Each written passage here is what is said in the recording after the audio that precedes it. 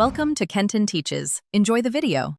In this video, I will show you how to make delicious canned sweet corn soup.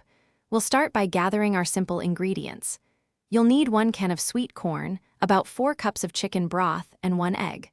For thickening and seasoning, have some cornstarch, water, a pinch of salt, and a dash of white pepper on hand. Make sure your saucepan and whisk are ready to go for a smooth cooking process. Now, let's create the flavorful base for our soup. First, drain your can of sweet corn. You can reserve the liquid if you like, but it's not essential. Next, take about 1/3 of the corn kernels and blend them with a small amount of chicken broth until smooth. This step adds a lovely creamy texture. Then, combine both the blended corn and the remaining whole kernels in your medium saucepan. With our corn base ready, it's time to cook and thicken the soup. Place your saucepan over medium heat and bring the corn and broth mixture to a gentle simmer.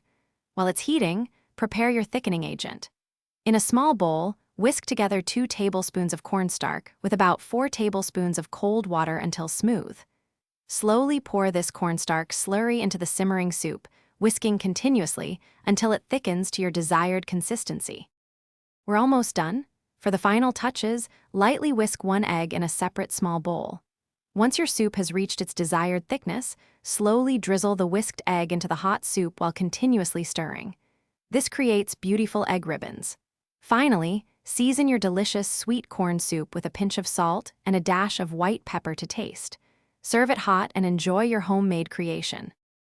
Thanks for watching. Please subscribe if this video was helpful.